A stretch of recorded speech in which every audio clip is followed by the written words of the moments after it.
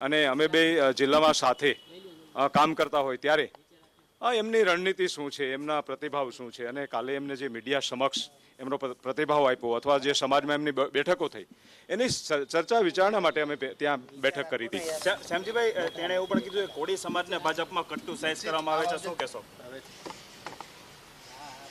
શું કહેશો શ્યામજીભાઈ? નહીં, કોળી સમાજમાં એટલા માટે કહું છું કે સૌરાષ્ટ્ર અને ગુજરાતમાં કોળી સમાજની ખૂબ મોટી સંખ્યા છે, ખૂબ મોટો સમૂહ મતદારો છે. ત્યારે ભારતીય જનતા પાર્ટી તરફથી કોળી સમાજના આગેવાનોની ટિકિટ કાપવામાં આવે અને જે ભારતીય જનતા પાર્ટીમાં બીજા જે આગેવાનો છે એમને 2 ટર્મ 3 ટર્મ 4 ટર્મ એમની ટિકિટો કાપવામાં ન આવતી હોય અને કોળી સમાજના એક આગેવાનને ખોટી રીતે ચિતરી અને એમની ટિકિટ કાપવામાં આવતી હોય ત્યારે સમાજની નજર સૌરાષ્ટ્રના જે કોળી સમાજ છે એના મતદારો છે એમનો કઈ પાર્ટી કયા આગેવાનોને કયા પ્રકારનો અન્યાય કરે છે એ એમની નજર હોય છે. ત્યારે નહીં એ બાબત તો કદાચ હોઈ શકે, પણ હું તમને એમ કહું છું કે કોંગ્રેસ અથવા બીજેપી હંમેશા એવા લોકોને ટિકિટ આપતી હોય છે કે એમને કોઈ મારી સામે જે કાંઈ ચોટીલામાં જે ટિકિટ આપવામાં આવી હતી એમને એક જગ્યાએ બેસાડી રાખે, એમ કે કાંઈ સાંજ સુધી બેઠો રહેજે તો સાંજ સુધી બેઠો રહીએ, એમ કે ઊભું થવાનું છે ત્યારે ઊભો થાય. હું તમને કહું, રાજકીય પાર્ટીને આવા જે આગેવાનો હોય એ વધુ પસંદ હોય છે એમને, અને જે સ્વતંત્ર રીતે કામ કરતા હોય છે પાર્ટીમાં, ખેડૂતોના પ્રશ્નો હોય કે સમાજના પ્રશ્નો હોય એ સારી રીતે ઉઠાવતા હોય છે, એવા આગેવાનની આ પાર્ટીને જરૂરિયાત નથી હોતી. નહીં, કોંગ્રેસમાં ભળવાની કોઈ વાત નથી થઈ. અમારે મિટિંગ દરમિયાન એવી ચર્ચા થઈ કે સુરેન્દ્રનગર જિલ્લામાં તમામ સમાજોની આગેવાનોની બેઠક બોલાવી અને આગેવાનોની બેઠક બોલાવ્યા બાદ બધાની અભિપ્રાય લેવામાં આવે કે કોઈ પાર્ટીમાં જવું કે અપક્ષ ચૂંટણી લડવી, એના માટે બેઠક બોલાવ્યા બાદ નિર્ણય કરવાનું નક્કી થયું છે. નહીં, બેઠકમાં એવી વાત થઈ કે કોળી સમાજના બંને આપણે આગેવાનો છીએ, જે આવનાર દિવસોમાં શું આપણે કરવું જોઈએ, રાજકીય અપક્ષ ચૂંટણી લડવી કે કોઈ પાર્ટી સાથે જોડાવવું, એ પ્રકારની ચર્ચાઓ અમારે કરવામાં આવી છે. નહીં, સોમાભાઈ સાથે મારે ક્યારેય કોઈ વાત નથી થઈ. ચોક્કસ આપની શું ભૂમિકા છે અત્યારે સુરેન્દ્રનગરના રાજકારણમાં, શું ભૂમિકા? નહીં, મારી ભૂમિકા એ રહેશે કે કોંગ્રેસ અને ભાજપ બંને એક નદીનો પ્રવાહ હોય એવો મારો અનુભવ છે. હું પહેલા ભારતીય જનતા પાર્ટીમાં હતો, ત્યાર પછી છેલ્લા 4 મહિનામાં કોંગ્રેસમાં જોડાયેલો. કોંગ્રેસમાં હું એટલા માટે જોડાયો તો મને એમ થયું કે કોંગ્રેસ ખેડૂતો માટે અથવા મજદૂરો અથવા નાના વેપારીઓ માટે રોડ ઉપર આવશે, લડત લડશે, એટલા માટે હું કોંગ્રેસમાં જોઈન થયો હતો. ભારતીય જનતા પાર્ટીમાં અન્યાય થયો હતો એટલા માટે. મારા પ્રશ્નો સુરેન્દ્રનગર જિલ્લામાં અને ચોટીલામાં ખાસ કરીને ખેડૂતોને પાક વીમો મળે એના માટે હું સરકારમાં હતો, છતાં મુખ્યમંત્રીને અવારનવાર અમે રજૂઆતો કરતા હતા.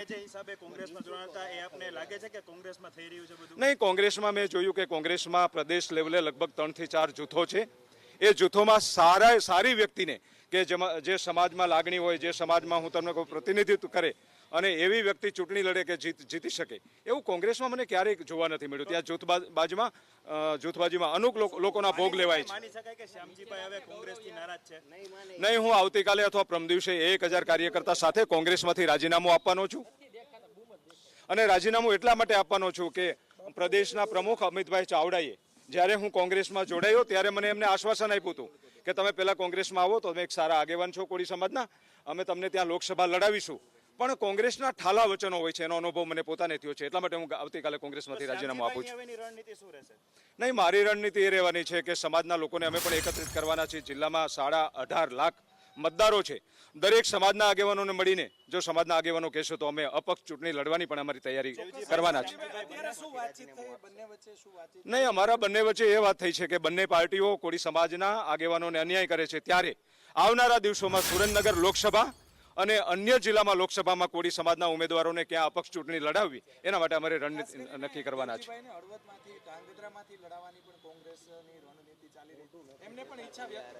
નહીં, એ કયા કોણ આગેવાનોને મળ્યા છે અને કયા પ્રકારની વાત છે એની મને કોઈ માહિતી નથી કે ત્યાં હળવદ ધાંગધ્રા ચૂંટણી લડવાના છે કોંગ્રેસમાં, તેવી મારી પાસે કોઈ માહિતી નથી. ચોક્કસ શામજીભાઈ આપણી સાથે છે, આપણે શામજીભાઈ સાથે સીધા વાત કરીશું. શામજીભાઈ, શું કહેશો? ખાસ કરીને અત્યારે એક મહત્વપૂર્ણ બેઠક મળી હતી, શું વાતચીત થઈ અને આવનારા દિવસોમાં તમારું સ્ટેપ શું રહેશે? નહીં, અમારી એ ચર્ચાઓ થઈ છે કે આ ગુજરાતમાં બંને રાજકીય પાર્ટી કોળી સમાજના આગેવાનોનો ભોગ લે છે કોઈને કોઈ બાના હેઠળ. અગાઉના દિવસોમાં મારી સાથે પણ એ થયું હતું અને અત્યારે દેવજીભાઈ સાથે પણ આપ લોકો જોવો છો કે એમની સાથે પણ આ પ્રકારની પાર્ટીએ રણનીતિ અપનાવી છે. એ જ પ્રમાણે જૂનાગઢના સાંસદ રાજેશભાઈ ચુડાસમા અત્યારે હું તમને કહું પ્રદેશ નેતાગીરી પાસે લેફ્ટ રાઈટ કરે છે, એમને પણ ટિકિટ ન મળે એવા સંજોગો જોવા મળે છે. ત્યારે કોળી સમાજના આગેવાનોને રાજકીય પાર્ટીઓમાં શા માટે ભોગ લેવાય છે એના માટે અમારી ચર્ચા વિચારણાઓ કરવામાં આવી. પાર્ટીઓમાં ભોગ લેવાય છે. આપ તો કોંગ્રેસના અત્યારે આગેવાન છો. કોંગ્રેસની શું સ્થિતિ છે? નહીં, હું એવું માનું છું કે ભારતીય જનતા પાર્ટી કરતાં કોંગ્રેસની પરિસ્થિતિ અતિ ખરાબ છે. કોંગ્રેસમાં જે ભારતીય જનતા પાર્ટીની જે સરકાર સામેની નારાજગી છે લોકોના, એના મત મળે છે. કોંગ્રેસની કોઈ કામગીરીથી કોંગ્રેસને મત મળતા હોય એવું જોવા મળતું નથી. સમજીભાઈ, તો શું લાગે છે, આપ રાજીનામું કોંગ્રેસમાંથી આપવાના છો? કોંગ્રેસમાંથી પણ નારાજ છો? કોંગ્રેસથી નારાજ છું. કોંગ્રેસમાંથી રાજીનામું ધરી દેવાનો છું. અને કોંગ્રેસે જે કમૂરતામાં 4 ઉમેદવારો જાહેર કર્યા છે ને, એટલે એ કોંગ્રેસમાં હું તમને કહું, આપણે બધા હિન્દુ ધર્મને માનીએ છીએ કે જ્યારે કોઈ એવો સમય પસાર થતો હોય ને ત્યારે પાર્ટીમાં હું તમને કહું 4 બેઠક લોકસભાની જે જાહેર કરી છે ને, એ બાકીની 22 જે લોકસભા સીટો છે ને એમને પણ અસર થવાની છે. એટલે હું તમને કહું કોંગ્રેસ 26 લોકસભાની બેઠકો હારવાના છે. તમે શેમાંથી લડવાના છો? હવે અપક્ષમાંથી આપની તૈયારી છે? અમે અપક્ષમાંથી લડવાની અમારી તૈયારી છે અને અમે બધા સુરેન્દ્રનગર જિલ્લાના તમામ સમાજોને આગેવાનોને મળી વિશ્વાસમાં લઈ અને જો અમને આદેશ કરશે તો જ અમે અપક્ષ તરીકે ચૂંટણી લડવાના છીએ. નહીતર સમાજના લોકો જે લોકસભા મત વિસ્તારમાં આવે છે, ખેડૂતોના પ્રશ્નો હોય, લોકોના સમાજના પ્રશ્નો હોય, વેપારીના પ્રશ્નો હોય, એ એમ કહે છે કે તમારે ચૂંટણી નથી લડવાની, અમારી સાથે રહેવાનું છે, તો અમારી એ પણ તૈયારીઓ છે. કોળી સમાજ કઈ બાજુ છે અત્યારે? સૌરાષ્ટ્રનો કોળી સમાજ, કેમ કે ઘણા બધાની ટિકિટો કપાઈ છે. સૌરાષ્ટ્રમાં કોળી સમાજ લડવૈયો સમાજ છે. કોળી સમાજ અત્યારે ખૂબ જાગૃત થયો છે અને કોળી સમાજને એવો ખ્યાલ છે કે અમારા સારા આગેવાનોને કઈ રીતે કઈ પાર્ટીમાં ભોગ લેવાય છે, એટલે એ સમાજ પણ બેઠક કરીને સમયે યોગ્ય જવાબ આપવાના છે. કુંવરજીભાઈની શું ભૂમિકા રહેશે? નહીં, કુંવરજીભાઈ બાવળિયા ભારતીય પાર્ટીમાં જોડાણા ત્યારે સમાજની ખૂબ મોટી આશાઓ હતી કે અમારા જે આગેવાનો છે એમને બળ મળશે અને ક્યાંય સારા લોકોને ટિકિટો મળશે ભાજપમાંથી. પણ અમને એવું દેખાય છે કે કુંવરજીભાઈનું ભાજપમાં બિલકુલ કંઈ ઉપજતું ન હોય એવું આ જે ટિકિટો ન આપવામાં આવી એ ઉપરથી જણાય છે કે કુંવરજીભાઈનું ત્યાં પાર્ટીમાં કોઈ વજૂદ અથવા વજન રહ્યો નથી. સૌથી મોટા સમાચાર અત્યારે એબીપી અસ્મિતા સમક્ષ તેમને વાત કરી છે કે કુંવરજીભાઈ બાવળિયા છે તેમનું પણ ભાજપમાં કંઈ ઉપજતું નથી. ભાજપ હોય કે કોંગ્રેસ હોય, બંને પક્ષોમાં કુંવરજીભાઈ બાવળિયા જે કહી શકાય કે તેમના પર પણ વાત કરી છે. બીજી તરફ વાત કરવામાં આવે તો ભાજપ હોય કે કોંગ્રેસ હોય, કોળી સમાજને અન્યાય થઈ રહ્યો છે અને શામજીભાઈ ચૌહાણ છે તે ટૂંક સમયમાં કોંગ્રેસમાંથી રાજીનામું આપશે. એક મોટા સમાચાર કહી શકાય. અને જે કુંવરજીભાઈ બાવળિયા ભાજપમાં ગયા છે તેમનું પણ કંઈ ઉપજતું નથી તેવું જે શામજીભાઈ ચૌહાણ છે, ચોટીલાના પૂર્વ ધારાસભ્ય છે, તેમના વચ્ચે અને દેવજી ફતેપરા છે, તેમના બંને વચ્ચે અત્યારે થોડીવાર પહેલા જ એક મહત્વપૂર્ણ બેઠક મળી હતી. એક સૌરાષ્ટ્રની રાજનીતિના સૌથી મોટા સમાચાર અત્યારે સામે આવી રહ્યા છે. શામજી ચૌહાણે વાત કરી છે કે બંનેમાંથી એકેય પક્ષની અંદર કોળી સમાજને મહત્વ મળતું નથી અને તેઓ અપક્ષની અંદર ઝંપલાવશે. અને થોડીવાર પહેલા જ દેવજી ફતેપરા અને જે શામજી ચૌહાણ છે બંને વચ્ચે એક મહત્વપૂર્ણ બેઠક મળી હતી. બંને નારાજ નેતાઓ છે. એક નેતા જે કહી શકાય કે વિધાનસભાની ચૂંટણીમાં નારાજ થયા હતા, ત્યારે બીજી તરફ દેવજી ફતેપરા છે તે કહી શકાય કે થોડા દિવસ પહેલા, 2 દિવસ પહેલા સુરેન્દ્રનગરના સાંસદ છે તેમને ટિકિટ ભાજપ દ્વારા ન આપતા બંને અત્યારે નેતાઓ નારાજ છે. અને એક મોટા સમાચાર સૌરાષ્ટ્રની રાજનીતિની અંદર અત્યારે સામે આવી રહ્યા છે. અને આવનારા દિવસોમાં જે કોળી સમાજ છે તે બંને પક્ષોને જે કહી શકાય જવાબ આપશે તેવી વાત કરી છે. રાજેશ ચુડાસમાની પણ જે કહી શકાય શામજીભાઈ ચૌહાણ છે તેમને વાત કરી છે. ત્યારે જે કુંવરજી બાવળિયાનું અત્યારે પક્ષની અંદર કંઈ પણ ન ઉપર. બિલકુલ આભાર પરાક્રમ. સૌરાષ્ટ્રની રાજનીતિના ખૂબ મોટા સમાચાર. શામજી ચૌહાણે શું કહ્યું હતું, આવો દર્શકોને વધુ એકવાર સંભળાવી દઈએ. કોંગ્રેસમાં ભળવાની કોઈ વાત નથી થઈ. અમારે મિટિંગ દરમિયાન એવી ચર્ચા થઈ કે સુરેન્દ્રનગર જિલ્લામાં તમામ સમાજોની આગેવાનોની બેઠક બોલાવી અને આગેવાનોની બેઠક બોલાવ્યા બાદ બધાની અભિપ્રાય લેવામાં આવે કે કોઈ પાર્ટીમાં જવું કે અપક્ષ ચૂંટણી લડવી, એના માટે બેઠક બોલાવ્યા બાદ નિર્ણય કરવાનું નક્કી થયું છે.